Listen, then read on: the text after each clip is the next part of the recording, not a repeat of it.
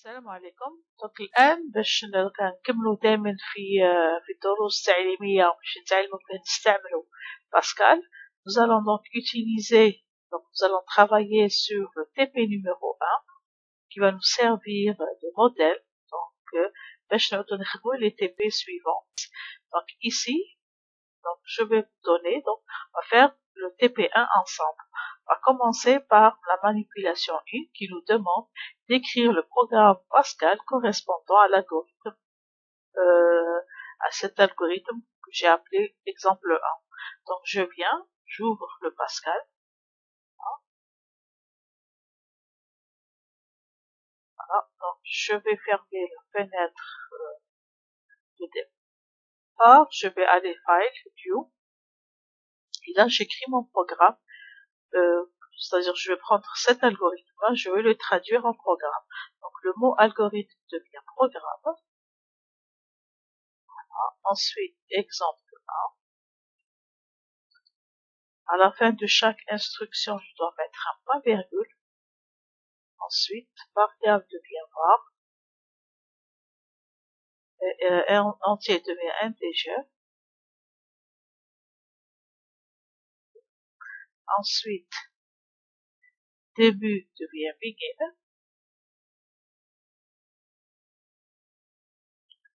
I reçoit 1.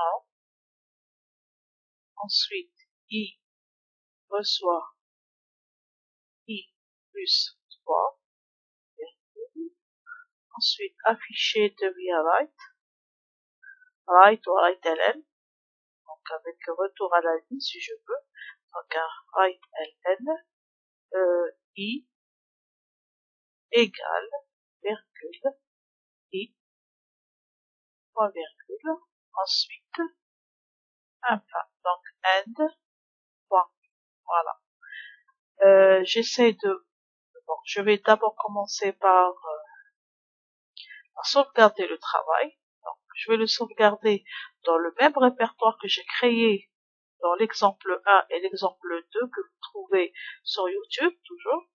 Donc, je vais mettre D, plutôt c'était le E, anti-slash. C'est là où j'ai créé un répertoire. Voilà. Ok. Un des répertoires, je l'ai appelé mes Pascal. Donc, tous mes programmes Pascal, moi, je les range dans mes Pascal. Ensuite, je viens ici, je donne un nom à mon fichier. Donc, je vais l'appeler TP1 et manipulation 1. Voilà, je l'ai appelé TP1 manip 1.pass. Ok, voilà. Ensuite, je vais compiler mon programme. Voilà, c'est correct, j'ai pas fait d'erreur. Très bien. Ensuite, je vais essayer de l'exécuter. Voilà. Ah, je vois rien. Donc, si je fais Alt F5, je vois que mon programme, c'est-à-dire que l'affichage ici n'est pas vraiment clair. Donc, je vais essayer de nettoyer cet écran-là. Voilà, je vais donc insérer l'instruction qui permet d'effacer l'écran. On l'a vu dans l'exemple 1.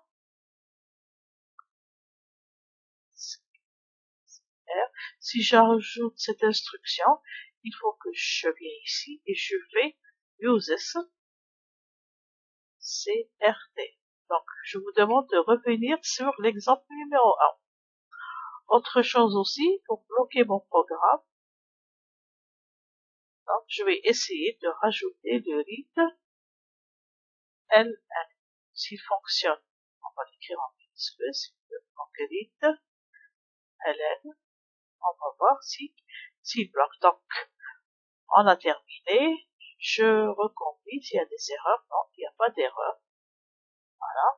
Je vais sur l'exécution du programme. Voilà. Donc, I égale à 4. Vous voyez, cette fois-ci, il m'a donné la main. C'est-à-dire qu'il m'a bloqué le programme pour voir le résultat. Ici, readln a bien fonctionné. On n'a pas besoin de faire readln et avec un nom de variable bloc comme on l'a fait pour l'exemple 1. Donc ici, ça fonctionne très bien. On n'a pas besoin de faire ça. Donc mon programme à moi, il est il est bien, c'est-à-dire qu'il est correct. Si j'exécute une deuxième fois, regardez, j'ai la solution finale, i égale à 4. Voilà. Si je fais par pas et vérifier mon travail, je peux venir ici et faire comment dire, F7. Voilà, ça va me donner, pour faire d'exécution par pas, je peux aussi rajouter un watch. Voilà, watch, add watches. Je vais regarder la valeur du i. Voilà, donc là, et ensuite, watches. Voilà, je vois le i. Comment est-ce qu'il change de valeur pour vérifier juste l'exécution de mon programme pas à pas. Je viens F7, je fais F7. Hop, i prend la valeur 1. Voilà, on voit que le i est passé à 1. Ensuite, i reçoit i plus 3. Donc, en principe, il doit passer à 4. Voilà, très bien. Donc, il passe vraiment à 4. Si je descends sur LightLM, il va m'afficher en principe sur l'écran un 4. Donc, je me suis pas trompé dans mon programme. C'est correct. Et voilà, et j'ai terminé. Voilà. Donc, ma première manipulation est correcte. Je vais encore sauvegarder. C'est correct. Voilà.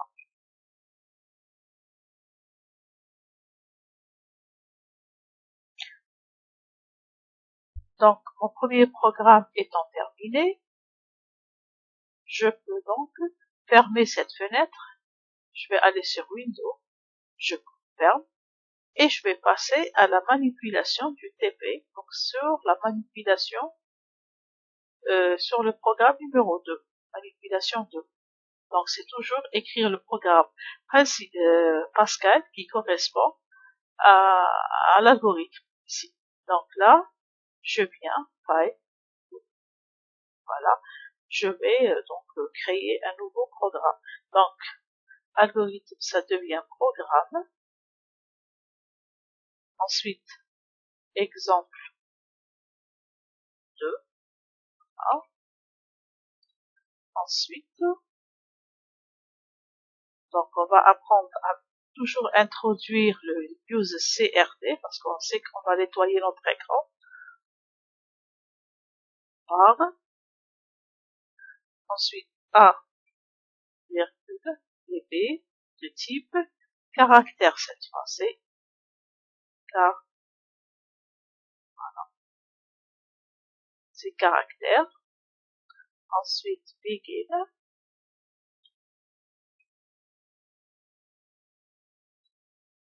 Je préfère sauter in.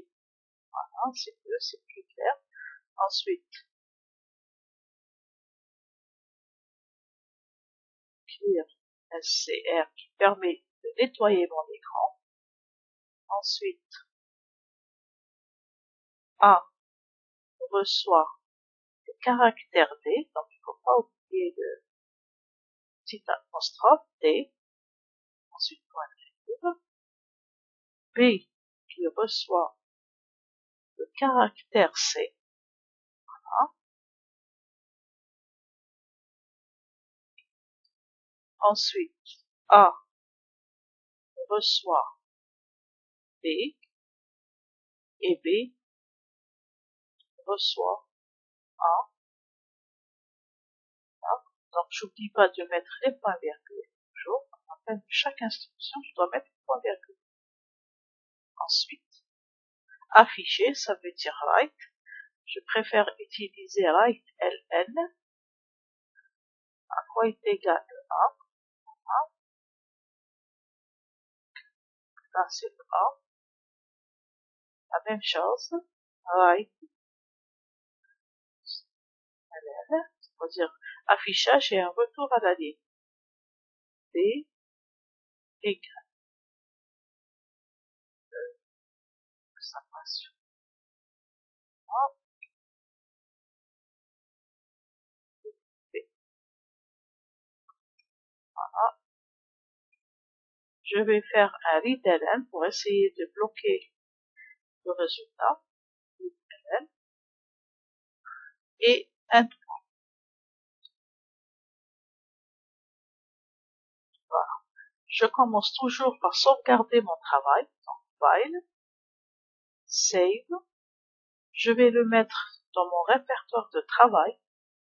C'est le E, deux points, anti-slash, c'est le TP1, manipulation, donc c'est manip 2. Point, passe. Faut pas que j'oublie ça. Oui, donc, soit, donc, j'écris comme ça, directement. Attendez, donc, je me suis trompée ici. Donc, je vais d'abord aller sur le E de point. Ensuite, je vais aller sur mes Pascal. Et là, je vais écrire, à la place de l'étoile, je dois écrire TP1, manip,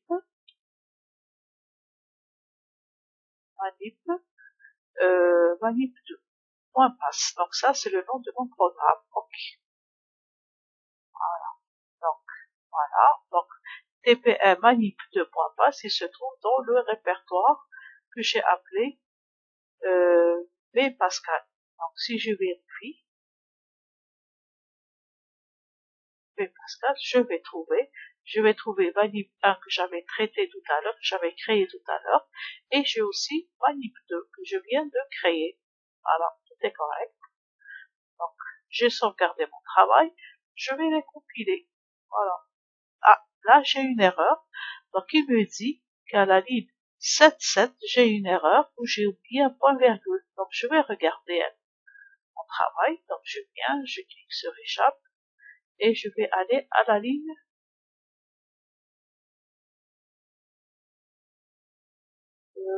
ici. Donc, je vais à la ligne 7.7. Donc, la ligne ici, c'est la ligne 7. Oui. Ah oui, donc là, j'ai oublié. Donc, sans faire attention, au lieu de faire point virgule, j'ai fait deux points. Donc, clear screen. Voilà. Donc, je reprends la compilation. Et là, c'est accepté. Donc, tout est correct.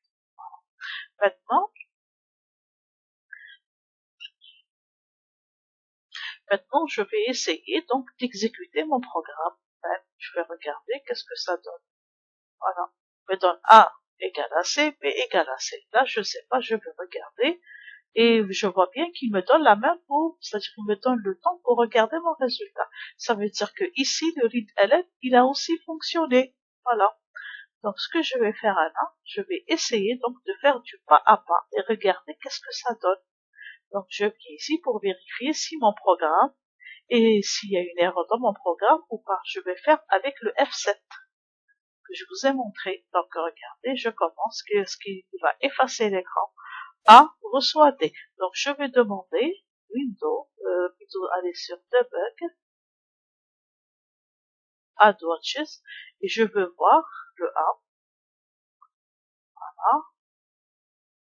Je veux aussi voir, là, je vais faire Watches, voilà. Donc, j'ai demandé à voir le A, et je veux aussi regarder,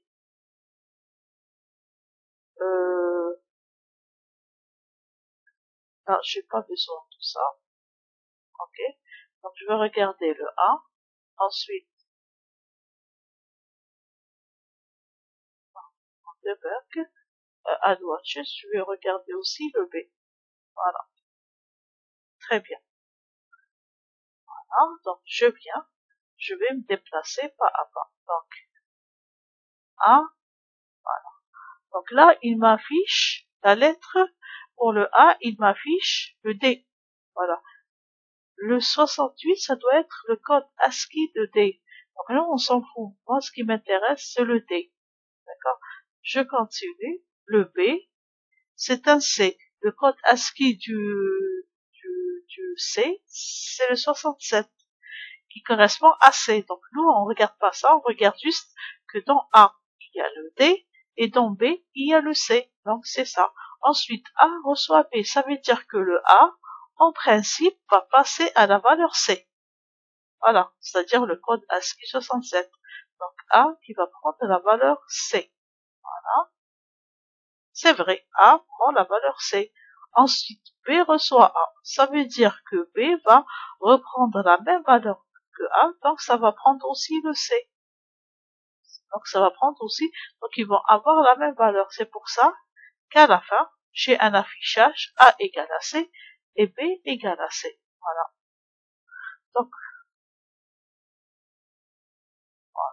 Donc, faites très attention. Et donc, le fait de faire A reçoit B, puis B reçoit A, il n'y a pas d'échange de valeur. Parce que ils doivent travailler étape par étape. Si dans A, il y avait le D, et dans B, il y avait le C. Le fait de faire A reçoit B, ça veut dire que A va prendre la valeur de C. Ça veut dire que le A a la valeur C et B garde aussi sa valeur C. Puis faire B reçoit A. Mais dans A, il y a le C. Donc, c'est pour ça que je vais obtenir la même valeur C qui va se retrouver aussi dans B. Et à la fin, on obtient vraiment le A et le B qui sont tous les deux égaux à C. D'accord. Donc, voilà. Avec ça, j'aurai terminé, donc, avec ce programme. Donc, je vais encore sauvegarder. Save. Voilà. C'est bon. J'ai fini avec ce petit programme. Donc, je vais fermer Windows, Close.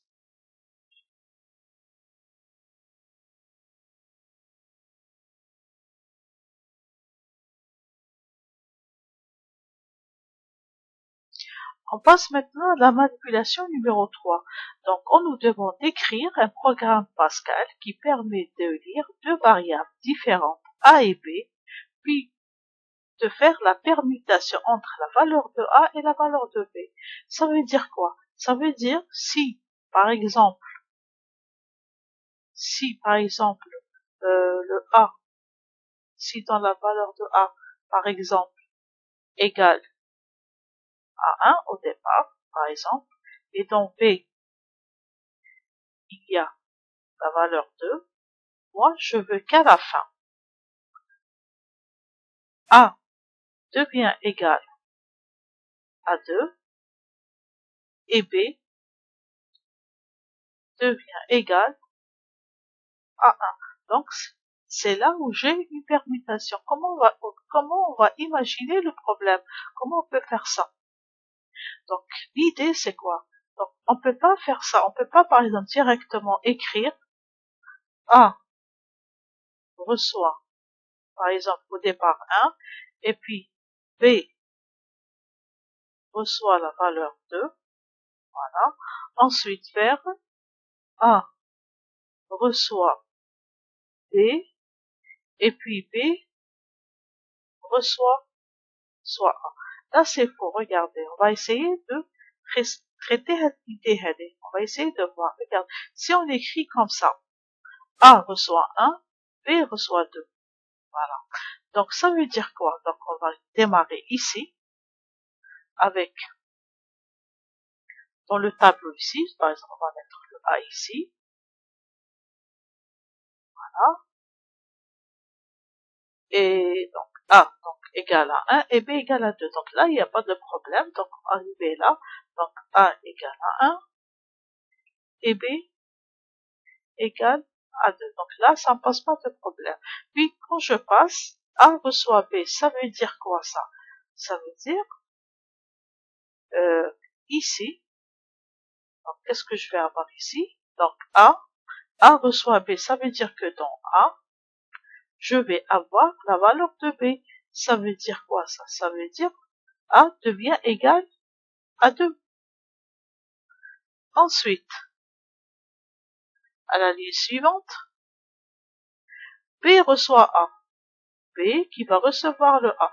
Donc B qui reçoit la valeur de A, et A c'est égal, juste avant c'est égal à 2. Donc B va recevoir la valeur 2. Voilà. Donc à la fin, je vais sortir avec A égale à 2 et B égale à 2. C'est le même cas que l'exemple de la manipulation 2.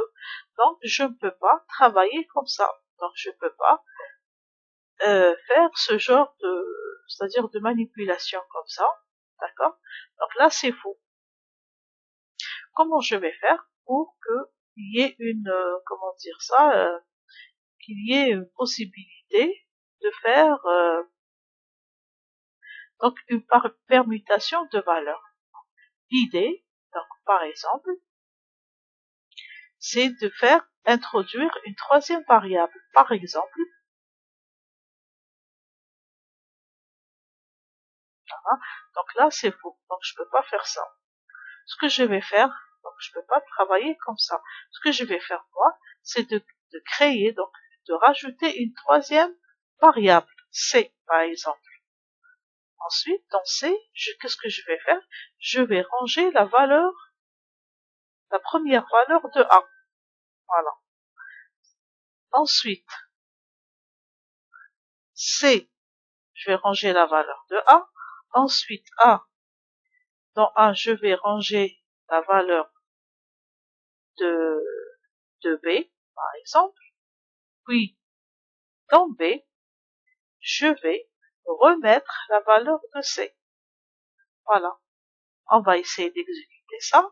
Donc, regardez, si je commence avec A égale à 1 et B égale à 2, donc, quand j'écris C reçoit la valeur de A, ça veut dire que C va avoir la dernière valeur de A, c'est-à-dire un 1. Ensuite, A qui reçoit la valeur de B, ça veut dire que A va avoir la valeur de B, c'est-à-dire le 2. Voilà. La dernière valeur de B, c'est le 2, donc je vais garder le 2. Ensuite, B qui reçoit C, ça veut dire que dans B, je vais demander à lui mettre la dernière valeur de C, c'est-à-dire combien? Ça veut dire le 1. Et donc là, j'obtiens réellement. Donc j'ai démarré avec A égale à 1 et B égale à 2. J'ai terminé avec un A égale à 2 et un B qui est égal à 1. Donc là, c'est vrai. Là, j'ai une permutation. Donc là, les valeurs. Voilà. Comment je vais écrire ça en programme? Donc, je dois d'abord écrire l'algorithme. Donc l'algorithme, je dois toujours commencer par un algorithme. Algorithme. Par exemple, où il y a manipulation 3. Manip 3. Ensuite, variable. Je dois donc avoir 3 variables. Quand je vais faire une permutation entre 2 variables, je dois toujours rajouter une troisième variable. Par exemple, le A, le B et le C, tous les trois de type entier, par exemple. Voilà. Ensuite, je vais faire début. Voilà. Je dois d'abord lire la valeur de A. Lire la valeur de A. Je dois connaître. Mais avant de faire la lecture, je dois d'abord afficher. J'aimerais bien qu'il m'affiche, il me dit à quoi est égal. Afficher, donc à quoi est égal le A. Voilà. Il faut d'abord qu'il dit la valeur de A. Et puis, il affiche plutôt à quoi est égal le A. Il va dire la valeur de A. Ensuite, affiche, donc afficher, et afficher à quoi est égal le B, demande la valeur du B, quoi est égal. Ensuite, dire la valeur du B. Voilà. Ensuite, on va appeler une variable C. On va lui mettre dans C la valeur de A. On va ranger dans C la valeur de A. Ensuite, la valeur de A va recevoir la valeur de B. Ensuite, la valeur de B va recevoir, variable B va recevoir le contenu de C. Et donc là, je vais avoir donc une permutation. À la fin, je demande donc afficher, bien sûr, afficher A, donc A égale virgule A. Ensuite, afficher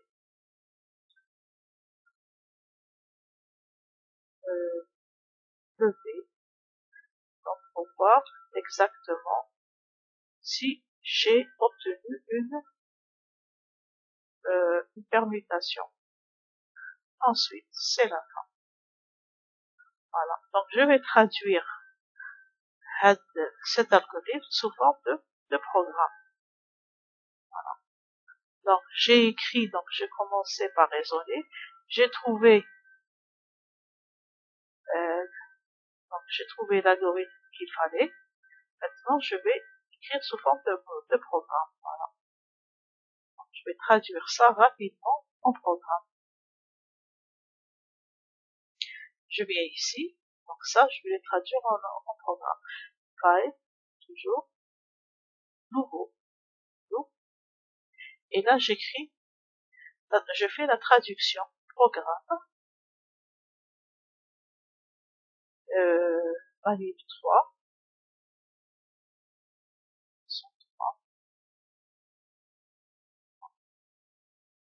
point virgule. Ensuite, uses, on a appris qu'il faut toujours nettoyer mon écran. Commencer par nettoyer mon écran. Use CRT, par A, B, C. On les a appelés nous avons fait nous dirons integer, excusez-moi, sont des types entiers. Et on peut aussi utiliser les types réels, ça ne dérange pas, ou caractère. Mais ce qu'on veut nous, c'est un changement de valeur et puis c'est tout. D'accord. Donc il y a une permutation de valeur. Ensuite, début devient begin. Voilà. Je commence par nettoyer mon écran.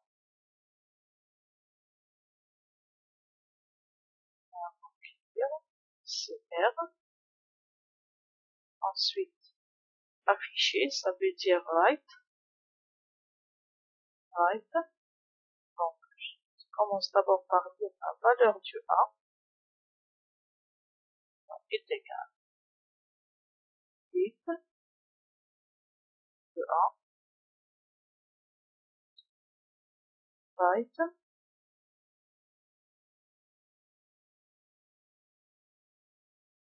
De B. Soit est égal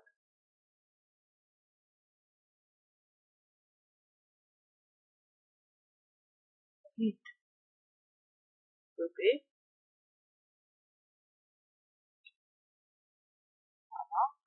Ensuite, C qui reçoit la valeur de A. Ensuite, A qui reçoit la valeur de B. Ensuite, le B qui reçoit la valeur du C. Voilà, point virgule. Ensuite, j'affiche à nouveau les résultats. Write, N, à quoi est égal le A.